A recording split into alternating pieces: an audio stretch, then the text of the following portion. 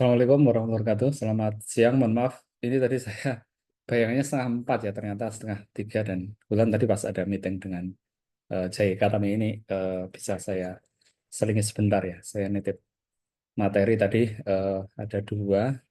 Yang pertama itu tentang sejarah dan wawasan seismologi. Eh, Silakan nanti mungkin Anda bisa coba pelajari ya, Anda baca. Kemudian eh, di sini kan kita perlu sedikit eh, memperkaya hasanah ya pengetahuan ya dengan menggunakan eh, media pembelajaran yang saat ini sebenarnya sudah sangat eh, luas ya tersedia eh, di manapun ya, termasuk misalnya Anda bisa cari dari Google ya misalnya, atau ya media untuk mesin pencari yang lain ya, Yahoo, Bing dan sebagainya. Termasuk juga saya kira teman-teman semua bisa eh, menambah wawasan ya ketika ada fenomena yang berkaitan dengan seismologi. Misalnya tadi malam ada gempa, itu mohon nanti juga teman-teman aktif mencari informasi terkait gempa tersebut ya. Paling tidak eh, di mana kejadiannya ya, lintang bujur berapa, kedalaman berapa ya. Dan Anda kalau bisa menggambar ya dalam peta itu posisinya di mana, apakah di eh, apa namanya, kalau ada zona subduksi itu di mana dia, apakah di lempeng yang menunjam atau pas perbatasan lempeng atau di bawah eh, lempeng yang menunjam dan sebagainya. Itu Anda perlu eh, memperkaya diri wawasan dengan melihat di media ya. Eh, di mesin pencari juga Anda bisa apa namanya seperti ini ya, untuk eh, kita set preferensinya, misalnya ada berita tentang seismologi ya, nanti eh, akan ada eh, banyak sekali ya berita-berita yang berhubungan dengan kejadian seismologi. Jadi yang seperti Anda bisa bisa lakukan sendiri ya.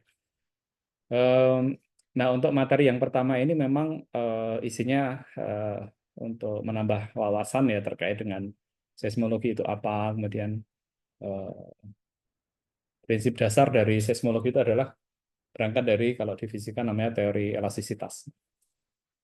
Teori elastisitas. Hukum Hooke itu tahun 18 sekian itu dikembangkan sampai sekarang. Sekarang masih digunakan ya untuk eh, pemodelan gelombang seismik.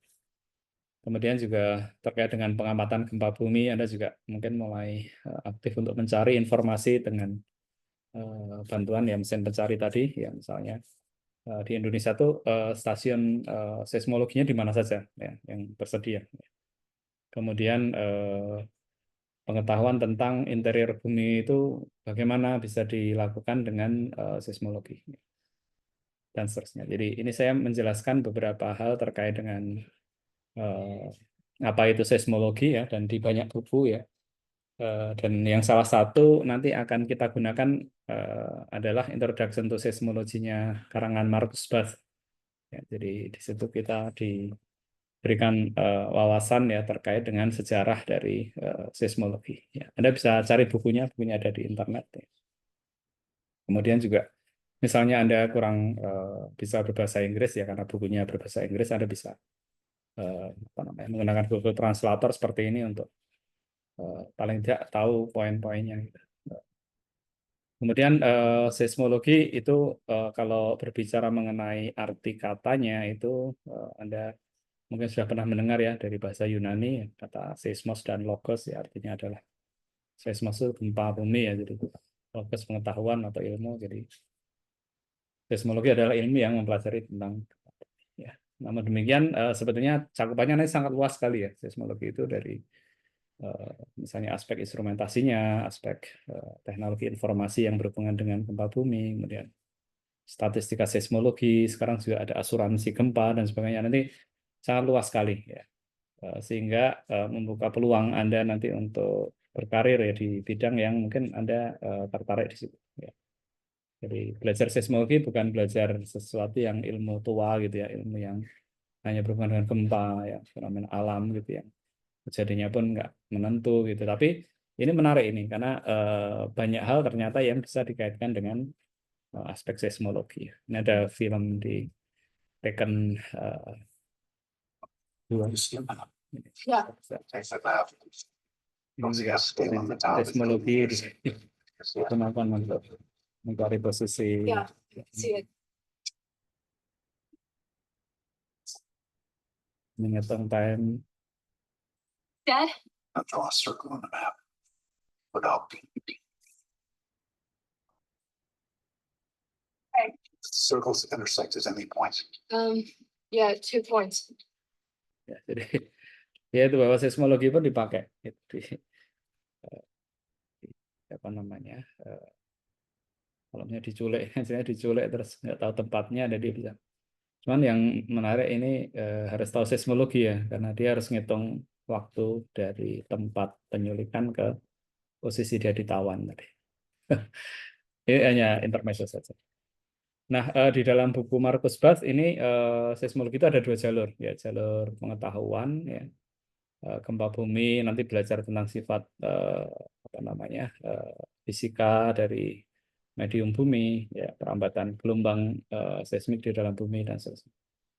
Kemudian juga yang berhubungan dengan penjelaran gelombang elastik atau gelombang seismik ini nanti banyak dipakai di metode apa seismik eksplorasi ya, dan nanti menggunakan prinsip seismologi untuk mencari minyak dan sebagainya.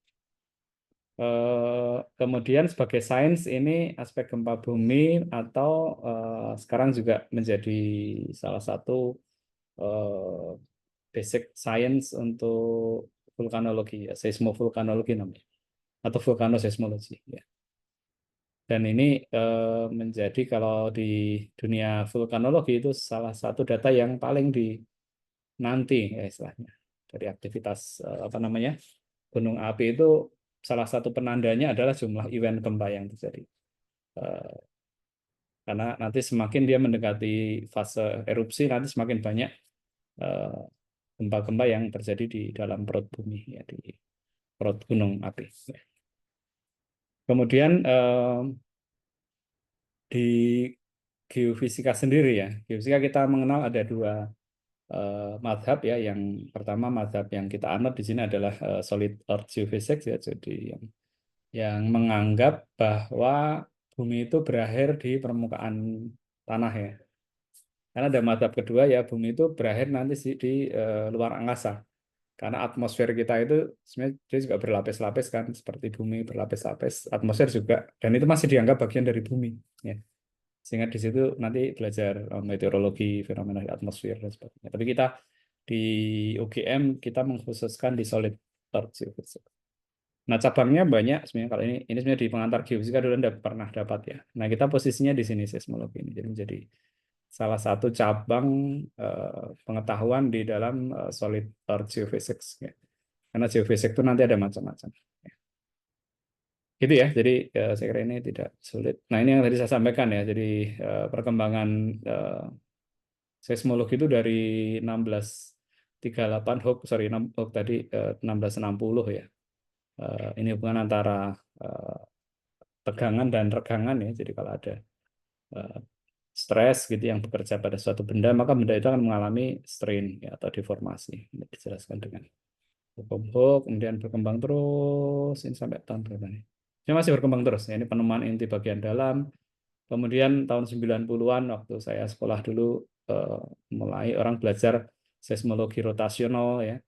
Kemudian setelah itu ditemukan inner part of the inner core dan sebagainya. Jadi ilmu ini sampai sekarang masih berkembang terus. Jadi tidak berhenti di ini tahun 1936 ya. Semakin ke sini juga semakin menarik untuk diteliti, termasuk aplikasinya. Nanti banyak sekali terapan yang bisa menggunakan ilmu seismologi ini.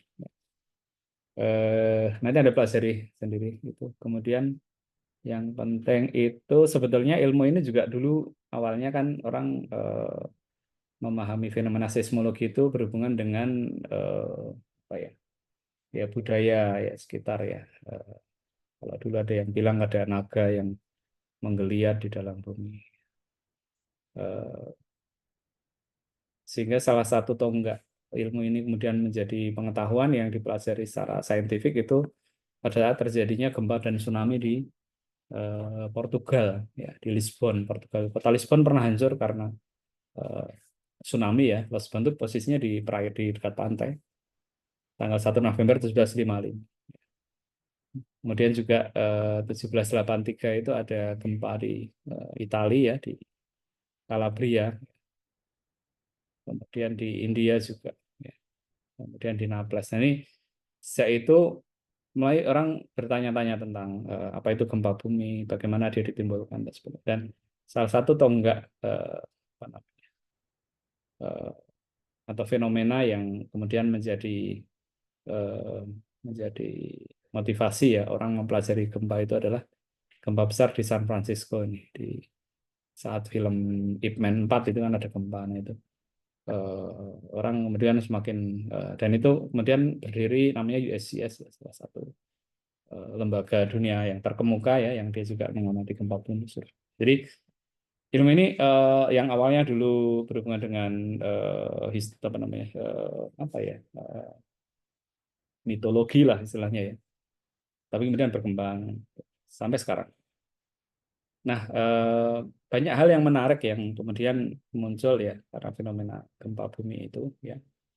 Eh, karena ternyata eh, kalau kita berbicara gempa bumi itu kan fenomena yang kita rasakan itu adalah adanya goyangan permukaan bumi, ya, ada getaran gitu yang dirasakan, dan itu kalau dia semakin besar, ya, semakin kuat, ya, mempunyai daya rusak yang tinggi, ya. Sehingga ini saya juga sedang dengan JICA ini ada project untuk early warning sistem gempa bumi, ya.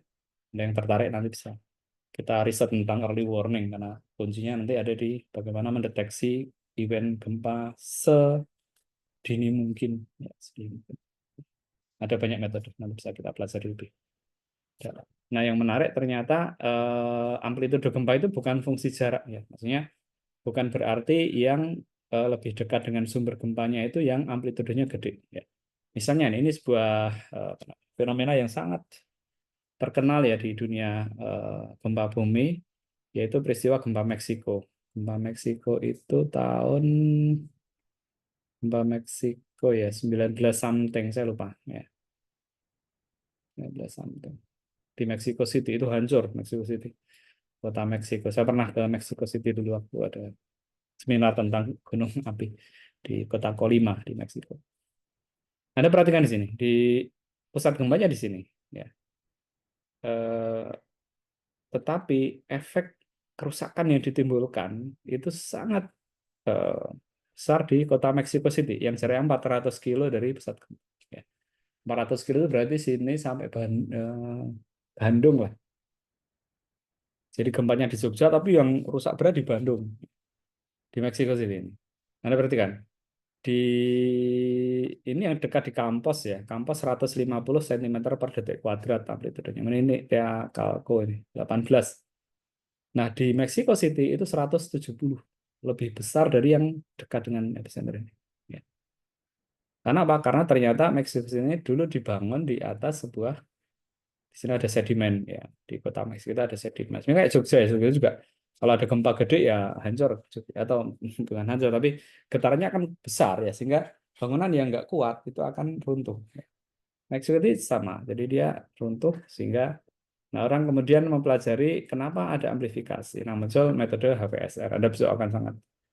Tapi ini kalau di kita sudah mulai dikurangi nih, kalau bisa jangan jadi topik ini sudah terlalu banyak dan nggak dalam, ya, jadi cuma mengulang-ulang, ya, jadi nggak banyak pengetahuan baru yang bisa Anda dapatkan.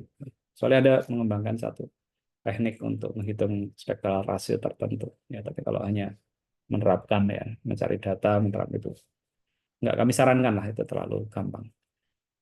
Nah, di Indonesia institusi yang punya kompetensi, punya tugas dan fungsi untuk monitoring gempa yaitu BMKG. Nanti Anda bisa tahu secara berdirinya di sini, BMKG, ya. Anda bisa lihat profil dan sebagainya di internet. Kemudian di sini ada materi yang saya ambil dari diktatnya Pak Waluyo. Pak Waluyo almarhum dulu dosen seismologi kita, ya, dan ini saya ditinggali bukunya beliau. Ini saya masukkan di sini. Anda bisa coba baca-baca. Ini tapi hanya copy paste, belum saya edit ini silakan. Nanti kapan-kapan saya edit.